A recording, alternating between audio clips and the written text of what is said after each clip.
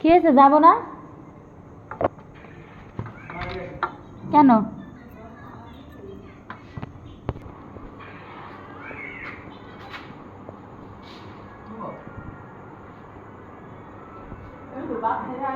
বাবা আপনার ফোন মানে আমার কাছে নিয়ে যান, দেন চাবি। এই যে জায়গা, এই যে চাবি। ঠান্ডা লেগে গেছে, কারণ এই যে রাত বিরাতে বাহিরে বের হচ্ছি। তো এখন হচ্ছে আমার হাজব্যান্ড তার বন্ধুদের সাথে আড্ডা শেষ করে বাসায় এসে বসলো। তো আমি বললাম যে এখন আমি একটু বাইরে যাব, আপনি হচ্ছে বাবুদেরকে সামলান। আমিও আইছি। তোরা রাতবেলা কি বানাচ্ছে শাগন দিয়ে? সময়ের সাথে সাথে আমরা যতই বড় হই না কেন, আমাদের ছেলে মেয়ে বড় হয় না কেন, যত স্ট্যান্ডার্ড ভাবে আমরা চলাফেরা করি না কেন, আমাদের ভেতরে সেই ছোট্ট আমিটা কিন্তু কখনোই হারিয়ে যায় না। তো আমাদের বাড়ি যেহেতু যশোরে, সেহেতু আমাদের ভাষা কিন্তু সব থেকে সুন্দর ভাষা। তো এত সুন্দর আমরা কিন্তু আঞ্চলিক ভাষাতেই কথা বলি। তো আমি যখন আমার বাড়ির লোকজনের সাথে কথা বলবো তখন আঞ্চলিক ভাষাতেই কথা শুনতে পারবেন। আর আমি অসুস্থ, এই জন্য ভয়েসটা এমন শোনা যাচ্ছে। তো বাড়িতে আসলে যখন আমার মানে গার্জিয়ান আছে তাদের ছায়াতলে আসি, তখন আসলে মনে হয় যে আমি এখনও সেই ছোট্ট। আর আব্বু আমার কাছে গেলে তো কোনো কথাই নেই। তো এই তো রাতের বেলা ওদের সাথে একটু সময় কাটাচ্ছিলাম এদিকে। ওরা হচ্ছে কালকের ভিডিওতে আপনারা দেখতে পেয়েছেন, যারা যারা দেখেছেন। তো মারিমের বাবা এখন আসলো, উনি একটু বাবুদেরকে রাখবে, আমি একটু ঘোরাফেরা করবো। রাতের বেলা আসলে আমাদের বাসার সামনে যে স্টেশনটা আছে এটা অনেক বেশি সুন্দর লাগে, অনেকেই আসে বাইরে থেকে, আমরা আসলে যাই না। তো আমি ভাবলাম যে একটু যাই, ঘুরে আসি।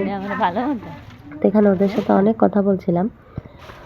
আসলে আমার দুইটা বাচ্চা, আর সত্যি কথা বলতে আমি আমার সংসারটা নিয়ে থাকতেই বেশি পছন্দ করি, ভালোবাসি।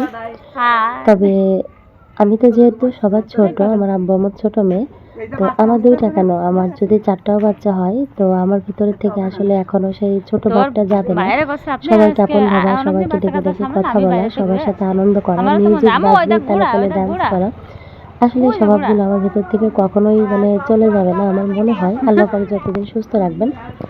তো যাই হোক, আমার শ্বশুর শাশুড়ি কিন্তু অলরেডি শুয়ে পড়েছে। আমার শাশুড়ি যে তখন আসবে কথা বলেই উনি মনে হয় ঘুমোতে গেছে। আর এদিকে দেখেন কত কথা বলছি। আর আমাদের 1-2 তলাটা কমপ্লিট হয়ে গেছে, আমরা এবার হচ্ছে চলে যাব উপরতলাতে। তো এই যে দেখেন এই মেয়েটা, ও হচ্ছে ইন্টার ফার্স্ট ইয়ারে পড়ে। তো ওরা হচ্ছে এই বাসাটাতে ভাড়া থাকে। তো ও আমাদের মানে বাচ্চাদের এত বেশি টেক কেয়ার করে, এত ভালোবাসে। এরকম মানুষ আসলে পাওয়া যায় না আজকালকার। এই বয়সের মেয়েরা কত কিছু করে, বাট ও খুবই মানে ঘরমুখী একটা মেয়ে। আমাদের বাচ্চাদেরকে অনেক টেক কেয়ার করে। ও আছে বিধায় মানে আমাদের বাচ্চাগুলো নিয়ে আমরা শান্তিতে চলাফেরা করতে পারি।